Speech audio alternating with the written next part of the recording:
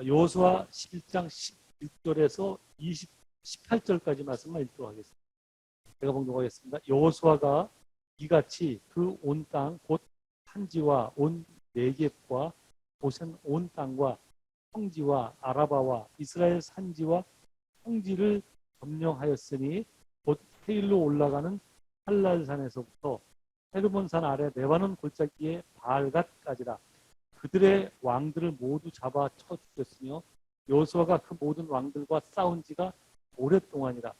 기브온 주민 히위 족속 외에는 이스라엘 자손과 파친한 성읍이 하나도 없고 이스라엘 자손이 싸워서 다 점령하였으니 그들의 마음이 완악하여 이스라엘을 대적하여 싸우러 온 것은 여호와께서 그리하게 하신 것이라. 그들을 진멸하여 바치게 하여 은혜를 입지 못하게 하시고 여호와께서 모세에게 명령하신 대로 그들을 멸하려 하심이었더라. 아멘. 잠시 기도하고 이 말씀 함께 살펴보도록 하겠습니다. 하나님 아버지, 또 저희로 여호수아 말씀 살피게 하시니 은혜를 감사합니다. 오늘도 은혜를 베푸셔서 여호수아를 통해 특별히 이스라엘 역사를 통해 하나님께서 당신 백성을 어떻게 인도하셨고 당신 백성에게 원하시는 것이 무엇인지를 깨닫게 하셨으니 아버지, 오늘 저희가 그 내용을 살피려고 합니다. 이 내용을 살필 때 그러한 말씀이 나를 향한 말씀으로 들려지도록 그래서 역사해 주시옵소서. 각 성도 마음에 그러한 은혜를 더하여 주시기를 간절히 소망할 때 모든 말씀 예수님 이름으로 기도드리옵나이다. 아멘. 네, 여러분 한 주 평안하셨습니까? 우리는 지난 주일까지 살펴본 그 11장 15절까지 말씀에서 여호수아와 이스라엘 백성들이 북부 지역 12개 부족 연합군과 싸워 이김으로 가나안의 중요한 거점 도시들을 모두 점령한 데까지 내용을 살펴보았습니다. 저는 그 전쟁 장면을 여러분에게 소개하며 하나님을 누리는 방법이라는 제목으로 여러분께 소개해드렸습니다. 제가 설교 제목을 그렇게 불경건하게 정한 이유는 비록 제목 자체로는 하나님 앞에 불경건하지만 사람들의 실제 마음에 하나님을 그렇게 누리기 원하는 마음이 있기 때문이다 라고 말씀드렸습니다. 마치 부를 누리기 원하는 것 같고 마치 권력을 누리기 원하는 것처럼 성도들이 하나님을 누리기를 원한다는 그런 뜻입니다. 물론 하나님을 믿는 성도이기에 하나님의 도움을 바라는 마음을 갖는 것은 정당하고 당연한 것입니다. 그런데 성도들이 그 마음을 잘못 프로세싱 해간다. 제가 그렇게 말씀드렸죠. 보통 어떻게 접근하나 하면 자기가 원하는 것, 자기가 바라는 것을 목적으로 하고 그것을 향해 삽니다. 그리고 하나님이 그렇게 자기가 원하는 것을 도와주기를 원합니다. 그 과정에 하나님을 누리기 원합니다. 내가 원하면 내가 원하는 대로 무엇인가 좀 척척 풀리기를 바라는 마음. 이게 이제 하나님을 누리기를 바라는 마음이죠. 그렇게 접근해 갑니다. 그런데 하나님이 그것을 기뻐하지 않는다고 말씀드렸죠. 왜냐하면 대부분 그런 우리들의 바람이 하나님께서 원하시는 것이 아니다라고 말씀드렸습니다. 하나님은 우리에게 과정을 원하는데 우리는 자꾸 결과를 기다리거든요. 결과만 취하기를 원한다고요. 그러니까 하나님께서 기뻐하시지 않는다라고 말씀을 드렸습니다. 그런 차원에서 지난주일 여호수아가 가나안 땅을 차지하기 위해서 그 지역 12개 연합군과 싸워서 이겼을 때 결과적으로 하나님께서 이스라엘 백성에게 주시겠다고 약속하신 가나안 땅을 모두 여호수아에게 차지하게 하는 장면은 성도된 우리가 어떻게 하면 하나님을 바르게 누릴 수 있는지를 아주 잘 나타내 보여주고 있는 장면이다 말씀드렸습니다. 왜 그랬는지 아시죠? 왜냐하면 여호수아와 이스라엘 백성들이 가나안 땅을 차지하기 위한 간절한 마음은 있었지만 사실 그들은 마음만 있었지 연약했거든요. 제가 그동안 11장까지 소개하면서 여러분이 기억하시겠지만 그 내용에서 여호수아는 계속 어땠어요? 마음이 두려웠다고 그래서 두려웠기 때문에 계속해서 하나님께서 두려워하지 말라 그랬다고 말씀드렸습니다. 40년이나 모세와 함께 하셨던 것을 눈으로 봤음에도 불구하고 실제 자기 앞에 조그만 어려움이 닥치면 물론 여호수아에게는 조그만 어려움은 아니죠. 그렇죠? 자기가 생각지 못한 어려움이 닥치면 그 마음이 늘 두려웠습니다. 그리고 때로는 하나님을 잊고 자기가 판단한 자기 이성에 맞으면 그냥 대학교 맺고 그런 우를 범하였지만 그러한 와중에서도 그 마음에 늘 뭐가 있었냐면 하나님의 뜻대로 행하려는 애쓰고 노력함이 있었어요. 그래서 제가 본문 읽었을 때 혹시 기억하실지 모르겠지만 뭐라고 말씀드렸냐면 기브온 주민 히위 족속 외에는 이스라엘 자손과 화친한 성읍이 하나도 없고 이 말씀을 읽었죠. 18절에 그 말씀은 그 이후에 같은 실수를 다시 반복하지 않았다는 뜻이거든요. 그러니까 늘 하나님 앞에 돌이키고 하나님께서 말씀하신 것이라면 그게 자기 논리에 맞지 않고 이성에 맞지 않아도 그 말씀대로 따르려고 애쓰고 노력했어요. 그렇게 죽고 살기로 7년을 싸웠는데 긴 싸움이죠. 그죠? 제가 긴 기간이었다고 말씀드렸잖아요. 7년이나 싸웠는데 눈 뜨고 보니 어느 날 가나안 모든 땅이 이스라엘 손에 놓아 있었더라. 는 고백이거든요. 지난주 고백이. 예. 그래서 뭐라고 그랬어요? 맨 마지막 결론의 말씀이 여호수아가 하나님께서 모세에게 명하신 것을 또 모세가 여호수아에게 명하신 것을 하나도 빠뜨린 것이 없이 다 지켰더라. 그 모든 과정을 이루게 한 결과다라고 제가 말씀을 드렸잖아요. 성경이 그렇게 딱 결론을 짓고 있잖아요. 그래서 우리가 그것이 오늘을 사는 성도들도 하나님을 제대로 누리는 방법이다. 그러니까 나를 위해서 하나님을 끌어들이지 말고 내가 하나님의 뜻에 맞춰 살려고 애쓰고 노력하다 보면 어느 시점의 때가 되면 그 시냇가에 심기운 나무가 계절을 쫓아 과실을 맺음 같이 그리고 우리의 삶에 때가 되면 그 때에 늦지 않게 하나님께서 필요한 것들을 다 채우신다 라고 제가 말씀을 드린 것입니다.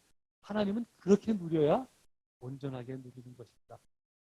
무당 믿는 사람들이 자기들의 신을 누리기 원하는 것처럼 그런 바람을 갖고 하나님께 나오면 하나님이 기다려는 주시지만 하나님 백성으로서의 누려야 될 축복을 그만큼 더디게 누리는 것입니다. 그렇죠? 지혜롭지 못한 신앙의 삶을 사는 거죠. 네. 우리도 그래서 하나님을 그렇게 누려야 한다고 지난주 말씀드렸습니다. 거기에서 이어지는 오늘 본문 내용은 여호수아가 그렇게 북부연합군과 싸움에 이겨서 전 가나안 땅을 이미 차지했잖아요. 차지한 후에 그동안 자신과 이스라엘 백성이 싸운 내용을 요약해서 기록하고 있는 장면입니다.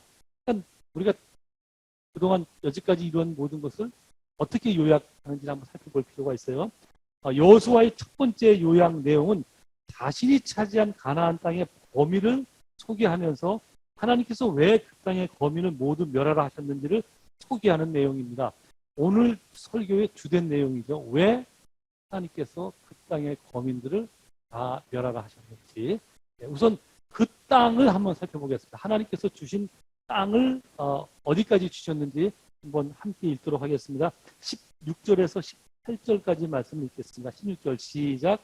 여호수아가 이같이 그 온 땅 곧 산지와 온 네겝과 고센 온 땅과 평지와 아라바와 이스라엘 산지와 평지를 점령하였으니 곧 세일로 올라가는 한락산에서부터 헤르몬산 아래 레바논 골짜기의 바알갓까지라 그들의 왕들을 모두 잡아 쳐 죽였으며 여호수아가 그 모든 왕들과 싸운 지가 오랫동안이다.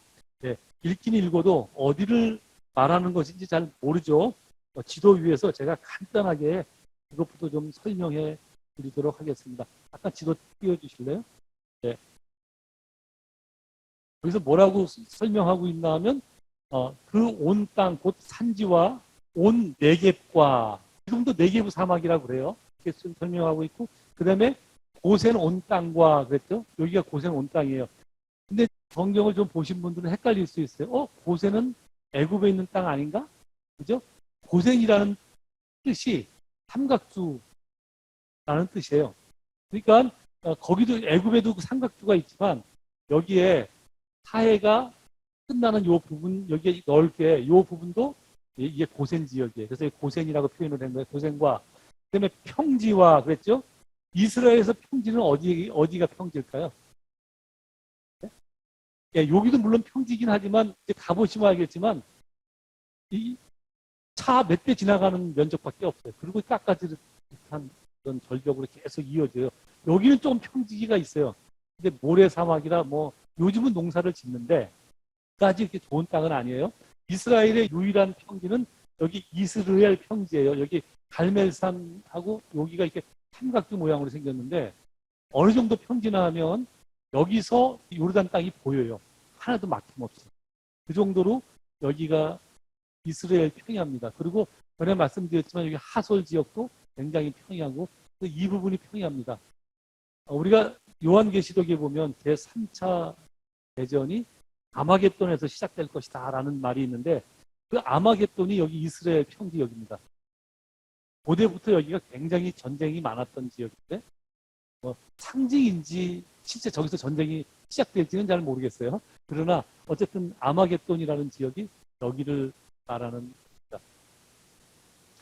그리고 산지가 여기를 얘기하는 거고요. 아라바와 그랬죠. 아라바와 요 골짜구니가 아라바 골짜기라고 그래요. 그러니까 요단강이 흐르는 좌우를 아라바 골짜기 여기까지를 다 아라바 골짜기라고 그러거든요. 아라바와 대략 지금 어느 정도를 하나님이 다 이스라엘 백성에게 주셨는지 보이시죠? 네. 그리고 뭐라고 하냐면 곧 세일로 올라가는 한락산에서 세일이 어디나 하면 여기 세일이라고 써 있어요. 에돔 땅을 세일이라 그래요. 에돔 땅을 여기 세일이라고 써 있죠? 잘 안 보이시겠지만 요 에돔이라는 글자 바로 뒤에가 여기서 말하는 그 한락산의 위치입니다. 그러니까 여기서부터 헤르몬산 아래 레바논 골짜기의 바알갓까지라 그랬죠. 헤르몬산은 어딘가 하면 여기 헐몬산이 있죠. 여기 헐몬산 해발 2,800m 되는 산인데요. 그 밑에 단이라고 있어요. 단. 여기가 단이라고 그러지만 이 당시 바알갓. 바알은 우상의 이름이죠. 네. 그러니까 우상 섬기는 아주 어마어마한 그 신전이 있었어요. 제가 여기도 가봤는데 큰 산 반쪽을 거의 잘라갖고 산을 파고 들어가서 만들었어요. 거기에 인신공양하고 했던 그런 흔적들이 그대로 남아 있습니다. 모든 벽들을 다 파갖고 그렇게 신전을 만들어 놨어요. 이 사람들이 얼마나 우상을 많이 섬겼던지. 그러니까 신약으로 넘어오면 거기에 지명이 어떻게 바뀌나 하면은 가이사라 빌립보 지역이 바로 그 지역이에요. 예수님이 마태복음 16장에서 예수님의 제자들을 데리고 거기로 피난을 가시거든요. 거기서 제자들에게 너희는 나를 누구라 하느냐 이렇게 물으니까 베드로가 뭐라고 그래요? 주는 그리스도시요 살아계신 하나님의 아들이십니다 라고 얘기하잖아요. 그 질문을 바로 저 신전 앞에서 하신 거예요. 거기에 많은 사람들이 신을 섬기기 위해서 거기 몰려드니까 예수님 볼 때 제자들은 너희는 나를 누구라고 그러느냐 그렇게 한번 여쭤본 것이거든요. 그래서 거기가 가이사라 빌립보 지역입니다. 그러니까 거기서 다른 말로 부엘세바에서 단까지 이렇게도 표시를 하거든요. 보통 이제 전체 가나안 땅을 얘기할 때 그렇게 표현하는 표현들이 구약에 굉장히 많이 등장을 합니다. 여러분 이러한 여호수아의 고백은 실제 하나님께서 행하신 것을 나열하는 측면도 있지만 하나님께서 늘 어디까지를 무엇을 주셨는지를 다시 한번 이렇게 반추해 보는 거예요. 여러분 신앙생활 하면서 이 굉장히 필요합니다. 뭐 이거 본받으라는 얘기가 아니라 그 신명기서도 모세가 가나안 땅에 들어가지 못하니까 이스라엘 백성을 모아놓고 길게 한 설교 내용이라고 말씀드렸잖아요. 3번의 설교를 하는데 그 첫 번째 설교 내용이 하나님께서 어떻게 우리 백성을 인도해서 여기 모압 땅 여기까지 오게 하셨는지 여기까지 오게 하셨는지를 이제 설명하는 내용이 그 신명기 내용의 6장까지가 그 내용이에요.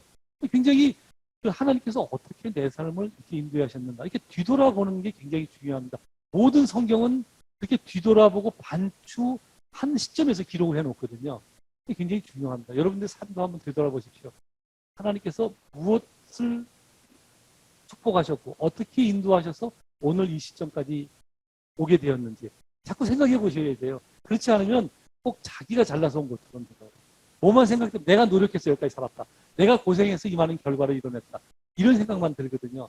자꾸 하나님의 은혜를 반추해 보면 마귀가 그 마음의 틈을 뚫고 들어가서 여러분들을 그 틈을 주지 않는 거예요.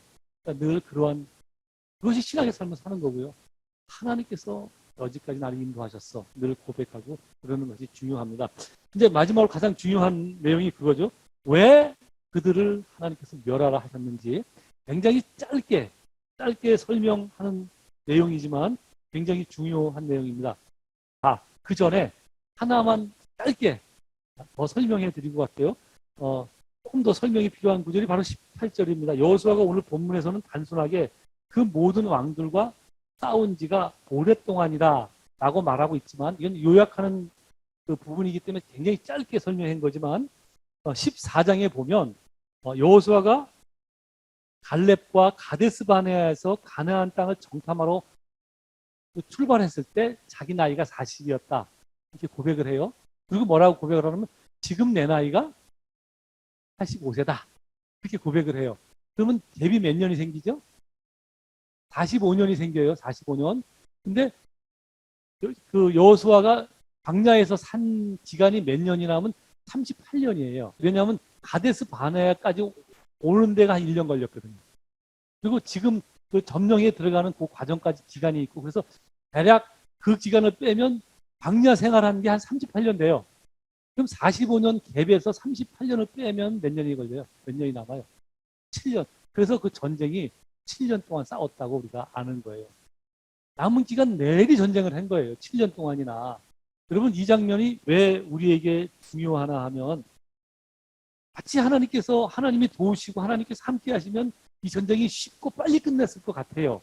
그래서 여호수아서를 보는 사람들이 어떻게 기도하냐면 하나님 나를 도와주셔서 내가 원하는 것이 빨리 해결되고 쉽게 해결되고 가급적 많이 이렇게 바라잖아요. 그죠? 많은 세상 종교를 믿는 사람들이 다 그 마음을 갖고 종교에 귀의를 하는데 성도들조차 그런단 말이에요. 근데 지금 보셨듯이 이게 짧게 쉽게 빠르게 된 게 아니라는 얘기예요. 7년 동안이나 길게 싸웠고 최선을 다해서 싸운 거예요. 그렇다면 여러분 우리가 한 가지 질문할 것이 있죠.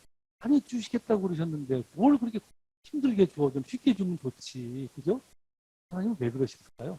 제가 지난주에도 말씀드렸던 것 같아요. 왜 그러실까요? 이스라엘 백성한테 필요한 건 결과가 아니에요. 결과는 주시겠다고 이미 뭐라고 그랬어요? 약속을 하셨어요. 근데 뭐예요? 싸워서 가지라 그랬잖아요. 하나님께서 이스라엘 백성에게 원하는 것은 결과가 아니라 물론 결과는 주시겠다 이미 약속한 거니까 그건 당연한 거고 과정을 원하는 거예요. 과정. 그 과정은 뭘 말하는 걸까요? 훈련됨이죠. 훈련됨과 테스트. 훈련됨과 테스트. 그걸 얘기하는 거예요. 우리가 하나님의 백성으로 이미 하나님께서 복 주실 계획을 우리 한 사람 한 사람 모두에 다 갖고 계세요. 근데 우리가 이 땅에서 신앙의 삶을 살 때 되게 힘들거든요. 감 갈수록 힘들어요. 한번 여러분 살아보세요. 초신자들은 초신자 때를 즐기십시오.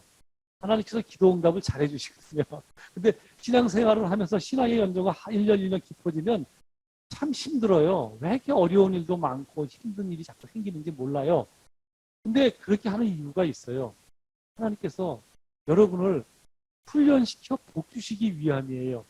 이스라엘 백성들도 그랬거든요. 그래서 그 신명기 8장에 보면 모세가 이스라엘 백성 가나안 땅에서 40년간 훈련시킨 다음에 하나님께서 너희를 낮춰서 마침내 복을 주시려 하시니라 그 말씀을 하시거든요. 그렇게 고백을 한다고요. 그런 하나님의 마음은 그때나 지금이나 변한 게 없어요. 왜냐하면 사람이 변하지 않고 하나님이 변하지 않기 때문에 그래요. 그래서 오늘도 신앙의 삶을 살 때 여러분 성도의 삶에 평탄한 날과 권고한 날이 늘 같이 있어요. 근데 그런 시간들을 우리가 지날 때 이게 왜 나한테 이렇게 쓸데없는 것이 그러지 마시고요. 그 시간들이 하나님께서 나에게 주신 필요한 기간이고 필요한 때다. 그렇게 생각하시면 오늘이라는 날을 이게 훈련의 날이잖아요. 오늘 우리가 드리는 이 예배도 훈련의 시간이잖아요. 그죠?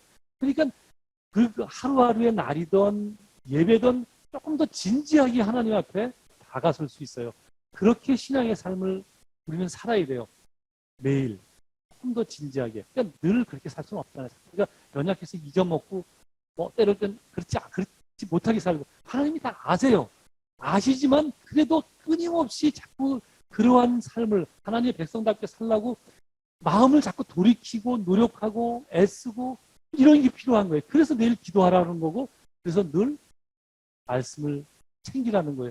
그게 우리의 삶을 마귀한테 지지 않고 살 수 있거든요. 마귀가 침공할 수 있는, 침략해 들어올 수 있는 틈을 자꾸 막아내는 방법이라고요. 그러니까 믿긴 믿지만 그러한 작업을 하나도 안 하고 살면 마귀가 볼 때 엄청 깊은 성도예요. 마귀가 기뻐하는 성도라고. 흔들 때가 너무 많아요. 여기 다리 잡아 흔들어도 흔들리고, 머리 잡아 흔들려도 흔들리고, 그냥 심심하니까 그럼 귀도 한번 흔들어 볼까? 귀도 한번 흔들고, 눈썹 한번 흔들었다가 창피하잖아요. 마귀가 기뻐하고 마음대로 흔들 수 있는 성도가 뭐가 좋냔 말이에요. 근데 문제는 흔들리는지도 몰라요. 아, 이건 내가 똑똑해서 이런 생각을 한다. 그렇게 생각하거든요. 그리고 흔들리는 거예요. 결과적으로 자기가 흔들리는지 안 흔들리는지를 알려면 자기 마음이 하나님으로 자꾸 멀어지는지, 하나님과 가까워지는지 그거 보면 돼요. 자꾸 하나님과 가까워지면 그건 자꾸 여러분 그런 신앙의 삶을 잘 사는 거고요. 자꾸 나태해지는데 어느 날 하나님과 멀어져 있어. 아, 이거 내가 잘못했구나. 내가 잘못해서 마귀한테 틈을 준 것이구나. 그렇게 생각하셔야 돼요. 마귀는 아주 교묘하게 우리의 마음에 그 어떤 틈을 타고 들어와서 아주 교묘한 방법을 우리를 흔들거든요. 마귀가 나 마귀야 그렇게 뿔내놓고 흔들지 않아요. 여러분의 합리적인 이성을 흔들고, 여러분의 어쩔 수 없는 환경을 통해서 흔들고 그런다고요. 마치 여호수아가 그렇게 흔들렸던 것처럼. 그러나 끊임없이 하나님을 향해 나가려고 그럴 때 하나님께서 그 모든 것들을 늘 필요한 때 와서 도와주셨잖아요. 그래서 필요하면 하나님께서 막 해를 길게 하시기도 하고, 막 우박을 던져서 이렇게 알까기도 하시고, 그죠? 예. 뭐 어떠한 방법으로, 그건 하나님의 방법. 우리가 뭐 고려할 거 없어요. 오늘은 오늘에 따른 하나님의 방법이 있으니까 하나님의 방법도 도우시고 그렇게 하신다니까요. 또 오늘날로 말하면 성령이 역사하셔서 하나님의 뜻을 깨닫게 하고 나로 저는 다리를 고쳐서 바르게 세우게 하신단 말이에요. 내 안에 있는 성령이 역사하셔서. 그게 성도의 신앙의 삶을 사는 것입니다. 오늘 그 여호수아가 고백한 내용, 오랫동안이었더라 하는 고백도 우리가 잘 생각해. 왜 그 말을 써놨겠어요? 그죠? 쉽게 된 게 아니다 라는 것을 우리한테 설명하고 있는 거거든요. 그런 내용을 보면서 우리가 하나님께서 인도하심을 좀 바로 깨달아야 되지 않을까 그렇게 생각을 합니다. 이제 그 주된 내용인데 왜 그러면 그 백성들을 잔인하게 죽이려 하셨는지에 대한 말씀입니다. 20절 말씀 읽겠습니다. 시작. 그들의 마음이 완악하여 이스라엘을 대적하려 싸우러 온 것은 여호와께서 그러하게 하신 것이라. 그들을 진멸하여 바치게 하여 은혜를 입지 못하게 하시고 여호와께서 모세에게 명령하신 대로 그들을 멸하러 하심이었더라. 예, 워낙 요약 부분이기 때문에 여호수아가 길게 기록을 하지는 않았지만 어쨌든 이 여호수아의 진술은 참으로 기독교 안팎으로 많은 논란을 일으킨 것이 사실입니다. 왜냐하면 분명 하나님은 사랑의 하나님이신데 어떻게 가나안 땅의 사람들을 모두 진멸하라 명하실 수 있느냐 그런 것이요. 그리고 심지어 호흡 있는 자마다 다 죽이라 그랬거든요. 그러면 거기에 어린아이도 포함되는 거잖아요. 오늘을 사는 현대인들은 어린아이는 죄가 없다고 생각하거든요. 그 대표적인 예가 넷플릭스에서 얼마 전에 그 방영했던 지옥이라는 우리 한국 드라마예요. 그 내용에 은은하게 배경으로 깔리고 있는 것이 기독교를 공격하는 내용이거든요. 기독교의 한국 교리를 허황된 것이다 하고 이제 비판하는 내용인데 저는 그렇게 읽었어요. 왜냐하면 거기서 말하는 신이 딱 하나님이라고 말하지는 않지만 신의 대리자로 나오는 사람이 뭐 목회자니 뭐 다 이렇거든요. 그리고 그 사람들이 신의 이름을 이용해서 사역을 취하고 이런 것들이 오늘날 교회의 모습으로 그 사람들에 비춰진 거예요. 그러니까 비판하는 내용인데 뭐 우리가 귀담아 들어야 되고 수용해야 될 부분도 있습니다. 어쨌든 사람들이 그 신한테 대항하려고 막 그렇게 맞서게 되는데 마지막 내용이 맞서는 내용인데 맞서는 이유가 그거예요. 어떻게 어린아이까지 지옥으로 보낼 수 있냐는 거예요. 이게 현대인들이 갖고 있는 어떤 그 사람에 대한 이해죠. 근데 성경은 사람에 대한 이해가 그와 같지 않지요. 그죠? 네. 어린아이는 죄를 안 졌어요. 내가 봐도 죄가 없어요. 그러니까 자범죄가 없다는 얘기예요. 스스로 짓는 죄는 없는 거예요. 그러나 본질상 하나님과 관계가 끊어진 존재예요. 인간이라는 존재 자체가 하나님과의 관계가 끊어진 존재는 이성이 점점 자라고 발전하면 발전할수록 거기서 뭐가 나오죠? 하나님과 끊어진 그것의 결과가 나와요. 그건 뭐냐면 죄악의 관연이거든요. 어떻게 알 수 있느냐? 아담과 하와 이후의 모든 사람이 그렇단 말이에요. 그 나름대로 종교도 섬기고 서로 교육도 하고 그랬지만 시간이 흐르면 흐를수록 나타난 결과는 뭐예요? 예, 하나님과 대항하는 거예요. 오늘날 그 철학이 그렇고 과학이 그렇잖아요. 전부 하나님과 대항하는 거거든요. 하나님은 멀어지게 돼 있어요. 그러니까 인간의 이해가 우리와 달라요. 그래서 어쨌든 우리는 그렇게 이해할 수 있는데 아무리 그렇게 이해해도 우리가 하나님의 뜻을 모두 직면하라 하신 뜻을 우리가 다 납득할 수는 없어요. 그죠? 그러니까 이 부분은 우리가 어느 정도 포기를 해야 돼요.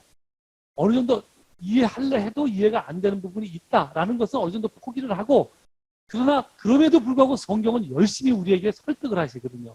그 설득하신 내용을 제가 여러분에게 좀 소개해 드리고 싶습니다. 왜냐하면 오늘 이 본문 내용은 아주 요약된 내용이고 하나님은 이스라엘 백성이 애굽 땅에서 나와서 시내산에 도착하자마자 그때부터 그 말씀을 하시거든요. 네? 그때부터 뭐라고 말씀하시나 하면 이렇게 이야기합니다. 너희는 너희가 살았던 애굽과 앞으로 들어갈 가나안 사람을 본받지 말라. 그렇게 말씀합니다. 어디서 말씀하냐면 레위기서에서. 레위기서는 하나님의 백성이 되었기 때문에 이렇게 살아야 된다라는 것을 말한 내용이 레위기서인데 그 내용 중에 그 말씀을 하신 거예요. 하나님의 백성이기 때문에 너희가 살았던 애굽과 앞으로 들어갈 가나안 사람을 본받지 말라. 그렇게 말씀하고서 18장 전체 내용이니까 나중에 혹시 제가 이것을 좀 살펴보고 싶기는 한데 시간이 너무 길어질까 봐 그냥 제가 짧게 요약해서 말씀드리고 넘어갈게요. 그렇게 그 사람을 본받지 말아야 될 그 내용을 쭉 이야기합니다. 그건 뭐냐 하면 그 내용이 너무 더럽고 가증스럽고 너무 사실 좀 추잡스럽습니다. 그래서 제가 이제 좀 쉽게 말하면 이런 거지만 그들은 그들의 아버지의 아내의 하체를 범하고 이렇게 얘기해요. 놀랍죠, 그죠? 그들의 아버지의 아내의 하체를 범하고 무슨 뜻인지 더 풀어 설명하지 않아도 알겠죠. 하체를 범했다는 얘기가. 그리고 손녀나 외손녀의 하체도 범하고 부모의 하체도 범하고 며느리의 하체도 범하고 제가 중간중간 다 요약해서 지금 말씀을 드리는 거예요. 형제의 아내의 하체도 범할 뿐 아니라 남자와 동침하고 심지어 동물과 교합하여 자기를 더럽혔다. 상상이 됩니까, 여러분? 얼마나 추잡스럽고 더럽고 완전히 문란한 생활을 했는지. 그죠? 우리는 우리가 생각할 때 이렇게 문란하다 이렇게 느끼지만 이 사람들은 그 문란함을 못 느꼈어요. 너무 정당한 거였어요. 왜 그런 줄 아세요? 그들이 심겼던 신들이 그것을 주장했거든요. 난잡한 성행위를 주장했어요. 여러분 잘 아시겠지만 바알, 그 시대의 그 지역의 신들 바알, 유명한 게 뭐 있어요? 여러분 많이 아세라, 그다음에 아스다롯 이런 신들이 대표적인 풍요와 다산의 신이거든요. 다산을 하려면 성행위를 해야 되잖아요. 그러니까 난잡하게 성행위를 시키는 거예요. 계속해서 막 그냥 누구도 좋다 해, 누구도 물부를 안 가리는 거예요. 아까 말씀드려도 어머니의 하체이든 아들의 며느리의 하체이든 외손자의 하체이든 부모의 하체이든 좀 입 밖에 내놓기도 부끄러운 짓을 그들이 했다는 거예요. 누가? 애굽 사람들이. 그리고 애굽 사람들의 문화를 고스란히 갖고 온 가나안 사람들이. 근데 가나안 사람 더 했다는 거 아세요? 가나안 사람들은 애굽의 문화만 답습한 게 아니라 바벨론 땅. 예, 여기 보면 이쪽 지역이 다 바벨론이거든요. 이만큼 이쪽 지역이 다. 이 바벨론 땅의 문화와 애굽 땅의 문명이 이렇게 교류하는 가운데 있었어요. 여기가. 양쪽 문을 다 끌어들였어요. 말도 못하는 우상을 섬겼어요. 나중에 여러분 이제 12장에서 보시면 아시겠지만 12장에서 그 여호수아가 이 가나안 땅 지역의 모든 왕들을 쳐부신 숫자가 31명이다. 이렇게 소개를 해요. 해결한다고요. 근데 그 31명은 31개의 신을 이야기한다는 사실을 아세요? 왜냐하면 모든 나라마다 자기들이 섬기는 신이 있어요. 이스라엘 백성들은 누구를 섬겨요? 하나님을 섬겨요.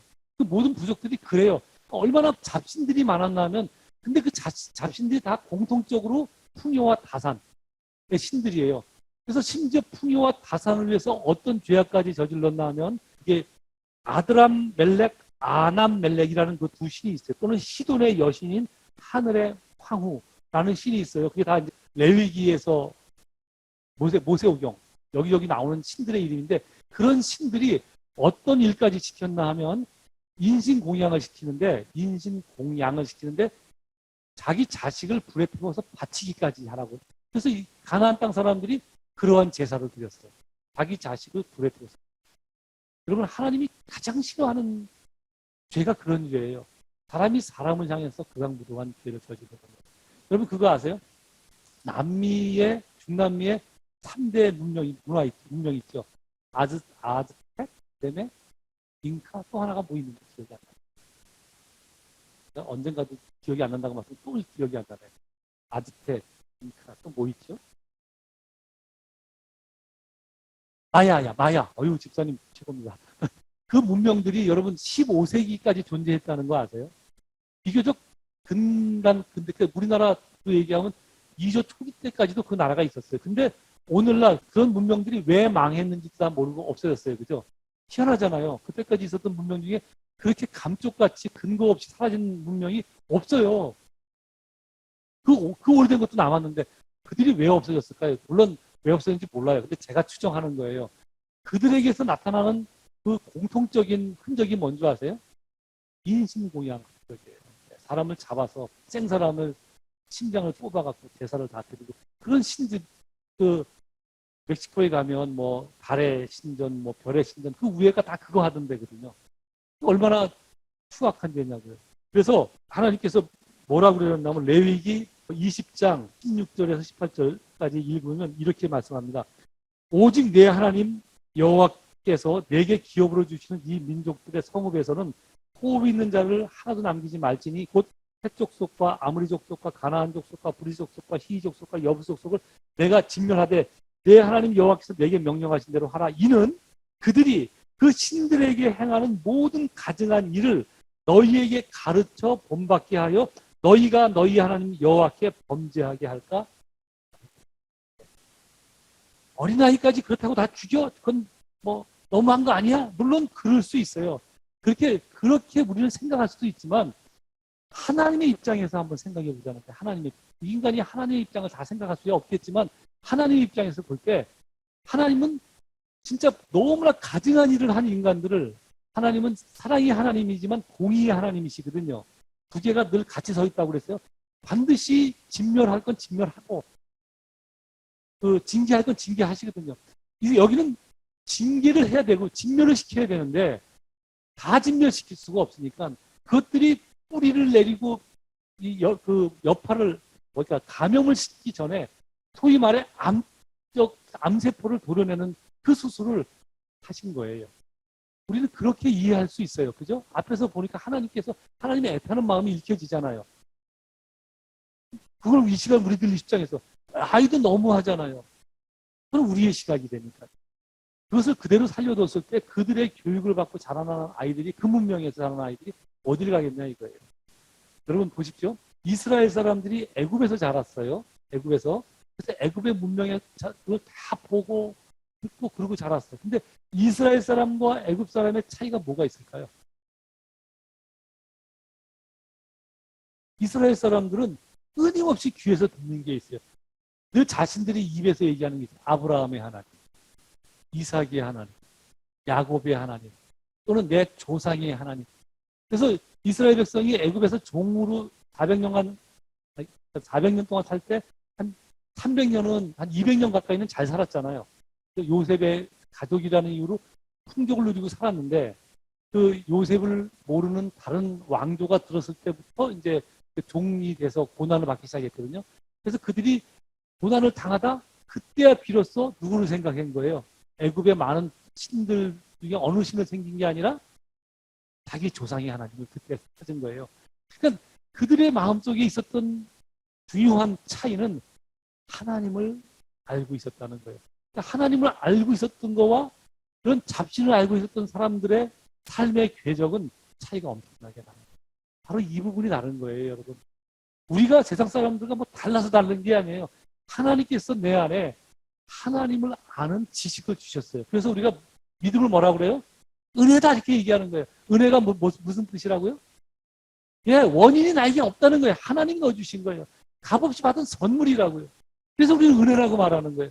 은혜가 있기 때문에 우리가 하나님 앞에 서는 거죠. 그렇지 않으면 우리는 차츰차츰 무너지고 죄악에 관영한 대로 갈 수밖에 없다는 얘기예요. 하나님이 그것을 너무 잘 아셔서 당신 백성을 어떻게 보호하실까 고민하신 끝에 최선의 방법은 암을 도려내는 거죠. 그 방법은 아프지만 다 하나님께서 지으신 호흡 있는 생명이지만 어느 부분에서는 그 생명을 다 빼앗는 거예요. 생명을 빼앗는 수밖에 없었던. 그래서 호흡 있는 자마다 진멸하라 이렇게 명하신 것입니다. 하나님께서 당신 백성을 보호하시기 위한 하나님의 방법이셨다. 그 하나님께서 자기 백성을 향한 하나님의 그 끝없는 포기하지 않는 사랑은 오늘도 동일하다라는 말씀을 제가 드리고 싶습니다. 하나님께서 여러분 포기하지 않으십니다. 어떤 그 매를 드시든 간에 혹은 심하면 여러분의 생명을 취하서라도 여러분 하나님이 여러분을 포기하지 않으신다는 사실을 기억하고 오늘이라는 날을 살 때 가장 나에게 최선의 지혜는 하나님의 백성을 사는 거다. 네? 하나님 앞에 붙들린 자이니까. 그렇죠? 오늘은 내가 그게 싫을 수도 있어요. 근데 아비 없는 자식이 가장 힘들게 이 땅을 살아가거든요. 우리는 하나님이 내 아버지 되시잖아요. 이것처럼 큰 복이 어딨냐고. 이 복을 왜 못 누리냐고. 그죠? 왜 이 복을 못 누리고 그까진 자유함. 그죠? 자기 마음대로 살아보고 싶은 자유함. 그것을 이렇게 누리기 원하느냐고. 제발 그러지 마십시오. 그 어리석은 신앙의 삶을 사는 거예요. 여러분 누가복음에 나오는 빗나간 아들. 자기가 처음엔 나가서 하나님을 떠나 마음대로 살면 편할 것 같지만 그 편한 것이 결국은 뭐예요? 세상 향락을 내 마음대로 누리고 사는 거잖아요. 여러분 세상 향락을 내 마음대로 누릴 때 제가 길게 말씀드릴게요. 한 5년 누려보세요. 그러면 뭐가 재밌을 것 같아요? 하고 싶은 거 다 하고 다니고 싶은 거 다 다니고 뭐가 재밌을 것 같아요? 그죠? 재미가 없어요. 재미없으니까 그 다음부터 죄 짓는 거예요. 죄 지을 수밖에 없어요. 그렇게 되는 거예요, 여러분. 하나님이 너무 우리를 잘 아셔서 여러분에게 그거 안 주시는 거예요. 그러니까 여러분, 하나님께서 나를 포기하지 않는다는 사실을 분명하게 기억하고 하나님의 사람으로 살려는 그 결심을 애시당초 빨리 방향을 돌이켜서 오는 것이 가장 복이다라는 말씀을 드리고 싶습니다. 그리고 이어지는 여호수아의 두 번째 요약입니다. 이제부터는 길게 말씀 안 드리고 그냥 요약한 내용 그대로 빨리빨리 전해드리겠습니다. 21절서부터 23절까지 내용을 읽도록 하겠습니다. 두 번째 요약 시작. 그때에 여호수아가 가서 산지와 헤브론과 드빌과 아납과 유다 온 산지와 이스라엘의 온 산지에서 아낙 사람들을 멸절하고 그가 또 그들의 성읍들을 진멸하여 바쳤으므로 이스라엘 자손의 땅에는 아낙 사람들이 하나도 남지 아니하였고 가사와 가드와 아스돗에만 남았더라. 이와 같이 여호수아가 여호와께서 모세에게 말씀하신 대로 그 온 땅을 점령하여 이스라엘 지파의 구분에 따라 기업으로 주매 땅에 전쟁이 끝났더라. 네, 전쟁이 끝났다. 이 얘기를 요약을 하는 건데 그 전쟁이 끝났다는 말을 요약하기 위해서 앞에 나열한 내용이 주로 무슨 내용이냐면 그 땅에 아낙 자손들이 하나도 남지 않았다. 단지 남은 것은 블레셋 땅에만 좀 남았더라. 블레셋 땅이 어딘 줄 아시죠? 여기 오늘날 가자 지역. 오늘날 가자에도 팔레스타인 사람들이 좀 여러 종류가 있는데 이 가자 지역에 남아있는 사람들이 제일 호전적이에요. 그래서 지금도 이스라엘을 끊임없이 괴롭히고 있어요. 여기가 블레셋이라는 용어가 현대말로 바꾸면 팔레스타인이라는 뜻이에요. 참고로 알아두세요. 그때부터 지금도 이스라엘 땅이 아니라 블레셋 사람들의 땅이었어요. 이 지역을 제외하고는 이 모든 여기 세일 땅에서 여기 그 아이스라엘 빌립보까지 온 지역에 안악 자손이 없었더라는 것이 그 여호수아의 요약이에요. 여러분, 왜 여호수아는 이 내용을 이렇게 강조해서 써놨을까요? 이스라엘 사람들이 이 땅을 정탐하러 이 가데스 바네아에서 정탐꾼을 보내잖아요. 정탐꾼을 보낼 때 그 정탐을 하고 돌아온 10명의 정탐꾼들이 뭐라고 보고하죠? 내가 그 땅에서 안악 자손들을 보았는데 그들에 비하면 우리는 메뚜기에 불과하다. 옛날 성경 표현으로 하면 우리는 지렁이에 불과하다. 그렇게 표현했거든요. 그 사람, 이스라엘 사람들의 가장 그 큰 적대, 마음의 저항은 누구였냐면 안악 자손이었어요. 근데 어느 날 그 7년이란 긴 전쟁을 끝나고 봤더니 정말 안악 자손은 자기네가 싸울 수 없고 넘을 수 없는 그런 선이었다고 생각을 했는데 7년 전쟁이 끝나고 보니까 그 땅에 안악 자손들이 없었더라. 어떻게 몰아냈는지 잘 모르고 그냥 죽고 살기로 싸웠는데 어느 날 보니까 그 땅에 자기들 땅, 블레셋 사람들의 땅, 그 땅 외에는 없었더라. 그 표현이에요. 그 땅에 남았던 사람들, 그 땅에 남았다고 그랬잖아요. 그 가자 지역에 남았던 사람들이 누구예요? 나중에 다윗이 왕 됐을 때, 왕 되기 전에, 사울이 왕 됐을 때 골리앗이 안악자손이거든요. 그러니까 얼마나 커요. 그 큰 사람들이 그때까지도 있었는데 어쨌든 그 땅에는 없었더라는 것이 여호수아의 요약된 내용이에요. 여러분, 여러분의 마음의 장벽은 무엇인가요? 하나님께서 왜 이 내용을 또 기록해서 우리에게 보도록 하셨을까요? 물론 표면 1차적으로는 요약이 말 그대로 요약이에요. 근데 하여튼 여호수아의 마음에 그게 정말 마음에 남은 거예요. 뿌듯했던 거예요. 자기가 그게 넘지 못할 장벽으로 여겼던 안악 자손들이 다 불러서 그 땅에 없었더라. 자기들 지역 밖에는 없었다. 다 우리가 몰아냈다. 자기가 이길 수가 없다고 생각했는데 그 내용이거든요. 여러분의 삶에 넘을 수 없는 장벽 다 있죠. 그죠? 뭔가요? 뭔가 한번 생각해 보죠. 어떤 사람은 건강일 수 있고, 어떤 사람은 나의 그 어쩔 수 없는 그 뭐랄까 두뇌의 연약함, 뭐 그렇게 스스로 자기를 자책하는 사람도 있고, 나는 다 똑똑하는데 우리 집안이 받쳐주질 않아. 집안이 못 살아서 내가 성공하지 못해. 뭐 그런 것일 수 있고, 이 세상에 뭔가 여러분이 장벽처럼 여기는 것들이 있을 거예요, 그죠? 그건 진짜 내가 뭐 넘지 못할 장벽이야. 그러는 거 있을 수 있어요. 다 있어요, 사람들. 여러분, 성도에게는요, 하나님의 백성에게는 그 장벽이 무엇이냐가 중요하지 않아요. 그죠? 그게 안악 자손일지라도 중요하지 않아요. 진짜 중요한 게 뭐예요? 내가 하나님의 사람으로 사느냐가 더 중요한 거예요. 근데 이게 중요한데 이거는 생각하지 않고 뭐만 생각해요? 자기가 주인에서 싸우려니까 그게 장벽처럼 여겨지는 거예요. 그죠? 내가 주인이니까 그게 자꾸 장벽처럼 느껴지는 거예요. 저건 넘지 못할 것 같고, 저것 때문에 내가 망하는 것 같고, 내가 못 이길 것 같고. 근데 그거 바라보지 말고요. 내가 하나님의 사람으로 쓰겠다 생각하면 어느 날 스스로 무너져 나갈 수도 있고, 그죠? 하나님께서 이길 지혜를 주실 수도 있는 거예요. 어느 날 보면 내가 얼마든지 극복한 거예요. 또는 내 생각이 바뀌어서 그것이 아무것도 아닌 것으로 느껴질 수도 있거든요. 무엇인지 잘 모르겠어요. 그러나 결과적으로 여호수아의 고백이 이거예요. 나중에 7년 지나고 보니까 다 없더라니까 그 땅에 없더라는 거예요. 그 걔네들이. 네? 여러분 이 놀라운 고백 하고 싶지 않으십니까, 여러분? 여러분 무엇이 내 싸울 대상이 내가 벽처럼 느껴지는 것이 무엇이냐가 중요하지 않아요. 물론 힘들게 느껴지고 벽처럼 느껴지겠죠. 근데 그거 쳐다보니까 그렇게 느껴지는 거예요. 그것보다는 내가 하나님의 백성으로 살아야지 하는 마음을 하나님의 자녀답게 모든 것을 결정하고 행동해야지, 하나님의 나라를 우선해야지, 이런 생각을 너무 먼저 하라는 거예요. 먼저 하면 어느 날 그러고 살다 보면 여러분이 생각했던 것들이 여러분이 생각했던 것보다 훨씬 더 쉽게 극복될 수 있고, 또는 그것들이 물러설 수 있고 없어질 수도 있어요. 아멘?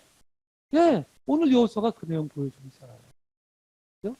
하나님도 같은 하나님이고 이스라엘 사람들의 마음도 같다고 오늘날 우리와 같다고 말씀드렸잖아요. 그래서 성경이 우리한테 유익한 거거든요. 그렇지 않으면 아니 2000년 전 이스라엘 역사가 지금 오늘 내가 알아야 될 이유가 뭐가 있냐고요. 우리는 역사를 배우는 게 아니라고 말씀드렸죠. 하나님이 누구신가를 배운 거고, 그 하나님이 당신 백성을 향해서 어떤 일을 하셨고 어떻게 일하셨는가를 보고, 또 하나님께서 당신 백성에게 무엇을 요구하시는지를 배우는 거예요. 이 이스라엘 역사를 통해서. 오늘 중요한 내용을 살폈으니 그 땅에 안악자손이 없었더라. 아멘. 네. 우리의 삶에도 극복하지 못했던 것들, 못할 거라고 생각했던 것들이 어느 날 다 극복되어질 수 있습니다. 그것이 다시 문제가 없어질 수도 있고 내 마음이 바뀔 수도 있고 환경이 바뀔 수도 있고 몰라요. 근데 없어지는 게 중요한 거잖아요. 그죠? 다 그러한 신앙의 삶을 살기 위해서 여러분 애쓰고 노력하고 그러한 축복을 간절히 소망하는 여러분 되어지기를 바랍니다. 이제 마지막 요약입니다. 12장 전체 내용인데요. 굉장히 길어요. 근데 다 안 읽을 거니까 한번 슬쩍 12장을 펴서 보실래요? 주로 뭐 어떤 내용인가요? 처음엔 조금 7절, 6절까지는 뭐가 좀 이렇게 있는 것 같고 그 다음에 7절부터는 뭐 누구누구 이름만 쫙 나열되어 있죠. 그러니까 12장 전체가 무슨 내용을 요약한 거나 하면 그 내용이에요. 하나님이 저 땅을 다 주셨는데 그 땅에는 요단강 동쪽은 여호수아가 싸워서 이긴 땅이 아니라 모세가 저 땅을 미리 싸워서 점령한 땅이에요. 우리가 여호수아 처음에 볼 때 확인했죠. 그러니까 모세가 차지한 두 지역의 왕들. 그러면 그거는 이제 자기 스승의 이야기니까 좀 자세하게 기록을 했고, 그다음에 7절서부터는 자기가 정복한 가나안 땅의 왕들 31명이에요. 31명의 이름을 쭉 나열한 거예요. 하나님께서 이렇게 이런 왕들을 이기게 해주셨다. 그런 거예요. 근데 여러분 이것을 왜 지금 이렇게 나열했나 하면 아까 제가 전에도 말씀드렸지만 그냥 1차적으로는 하나님께서 이러이러한 왕들을 이기게 해주셨어. 의 표현이지만 그 이면에는 어떤 내용을 담고 있는 거나 하면 그 하나하나 왕들이 섬겼던 신들이 있어요. 자기는 하나님을 섬기는 백성이잖아요. 하나님을 섬기는 백성이 다른 이방신을 섬기는 이런 왕들을 다 이기게 하셨다라는 것의 표현이에요. 왜 저같이 자세하게 표현을 안 했냐? 자세하게 표현할 필요가 없어요. 이 시대는 다 신정일체 시대잖아요. 모든 나라가 다 그런 우상과 그렇게 섬기는 왕들이 있었거든요. 바벨론의 신은 뭐였죠? 아르곤. 기억나시죠? 아르곤 신전에 여호와의 법궤를 갖다 맡겼는데 아침에 나왔더니 그 신전 신상에 팔이 부러지고 목이 다 부러지고 그죠? 다 그 나라마다 고유의 신들이 있어요. 그 신들이 섬겼는데 그 모든 왕들을 이겼다는 얘기는 뭐예요? 왕들이 섬기는 신이 하나님 앞에 꼼짝을 못했다는 이야기예요. 그 고백을 나열한 거예요. 여러분 우리들이 섬기는 하나님은 그런 신이세요. 여러분 오늘날도 마찬가지인데 이 당시 모든 신들이 다 풍요와 다산을 가져다주는 신이라고 했어요. 오늘날 신은 어떤 신인가요? 똑같지 않아요. 그죠? 오늘날 똑같아요. 그죠? 오늘날도 가장 말은 안 하지만 다 돈이 신처럼 돈을 섬겨요. 그러니까 여러분이 섬길 때 우상이다, 신이다라고 생각하는 것들을 이 당시 사람들하고 이렇게 딱 비출 때 어떻게 생각하면 이해가 빠르냐면 하나님 없이도 내가 이것 있으면 살아갈 수 있어 라고 생각하는 것들은 다 그 시대의 우상들이에요. 이스라엘 사람들이 그렇게 해요. 하나님 아니고도 내가 이 신을 따르면 살 수 있다고 생각을 한 거예요. 그게 다 우상들이에요. 오늘날도 마찬가지예요. 하나님 없이도 내가 이것 있으면 살아갈 수 있을 것 같아 라고 생각하는 것들이 뭐가 있나요? 한번 생각해 보세요. 1차가 일단은 돈이죠. 그죠? 많은 사람들이 자기가 건강하니까 하나님이 안 도와주지. 지금같이 건강하면 내가 운동하면 딱 살아가는데 아무 문제 없을 거라고 해요. 건강도 그래요. 또 가방끈, 또 지위가 있는 사람은 자기 지위, 또 뭐가 있을까요? 심지어 자녀도, 자기 자식도 하나님 없이 내가 얘들 잘 키우면 얘들이 나를 도와서 내가 사는데 지장이 없을 거야. 자식도 우상이에요. 하나님 없이 내가 살아갈 수 있다고 생각하는 그 모든 것들이 다 우상이에요. 그죠? 마치 그 가나안 땅의 사람들이 다 그렇게 신들을 섬겼듯이 근데 여러분 결과적으로 그들이 하나님을 이기지 못해요. 우리가 생각하는 그 모든 것들이 하나님을 이길 수가 없어요. 그 부분을 잘 생각하셔야 돼요. 나는 우상 안 섬겨. 예, 여러분 우상 안 섬겨요. 근데 아니요. 우상이 늘 우상이라고 생각하지 않아요. 하나님 없이 저것이면 살아갈 수 있겠다 생각하는 것들이 다 우상이거든요. 그 시대 우상을 섬겼던 사람들이 다 그 마음으로 우상을 섬겼으니까 오늘날도 마찬가지예요. 여러분. 하나님 없이 내가 이것 있으면 그냥 그런 대로 살 수 있어. 뭐 여기까지 올라온 그 나의 캐리어와 뭐 경력 이것만 갖고도 내가 천만의 말씀. 그것이 하나님을 이길 수 없다. 라는 사실을 오늘 여호수아가 마지막으로 고백하는 거예요. 다 점령한 거예요. 그 땅에 많은 신들이 있었지만 하나님께서 그 땅의 모든 신들을 다 이기셨습니다. 라고 요약한 내용이에요. 아멘? 예, 여러분, 이것이 여호수아의 마지막 그 땅을 다 점령하고 난 후에 고백입니다. 그러면 이러한 고백이 저와 여러분의 고백이 되어져야 됩니다. 그게 바르게 신앙생활을 하는 거예요. 또 힘있게 신앙의 삶을 살 수 있는 거예요. 그러니까 뭐 따로 마냥 맨날 예를 들면 이제 제가 여러분에게 듣기도 성령 충만이 뭐냐? 그래서 사람들 어떻게 이해를 하냐면 성령 충만하면 그냥 마음에 기쁘고 이렇게 막 뭔가 눈에 보이고 막 흥분된 상태로 막 성령이 내 마음대로 움직이고 그 상태로 여러분의 성도의 삶이 지속될까요? 아니요. 대표적인 예로 제자들이 성령이 충만했어요. 그죠? 사도행전 2장 이후에 성령이 충만했잖아요. 언어를 알아듣고 막 그랬잖아요. 성령이 충만한데 그 충만한 이후에 제자들의 삶을 한번 보세요. 얼마나 가시 같은 길을 걸었나. 그죠? 성령이 충만하다고 해서 늘 충만하고 기쁨을 그러지 않아요. 성령의 충만함은 뭐냐? 여러 가지가 있지만 대표적으로 나타나는 게 하나님에 대한 인식이에요. 하나님을 의식하고 하나님의 자녀답게 살고 싶고 그렇게 못 살았을 때 초조하고 두렵고 그렇게 살아야 된다는 양심의 가책이 들고 이게 성령의 충만함이에요. 그리고 자꾸 하나님 말씀을 봐야 되는데 그리고 말씀을 보다가 어느 날 말씀이 마음에 이렇게 와 닿고 외우고 싶고 다시 적어놔야 되지 않는가 그러고 싶고 밑줄이라도 그러고 싶고 다 성령이 하시는 일이 그런 거거든요. 내 안에 성령이 이렇게 충만히 역사하면 성령이 충만함이에요. 근데 내가 자꾸 딴청을 피우면 그 역사가 자꾸 소멸돼요.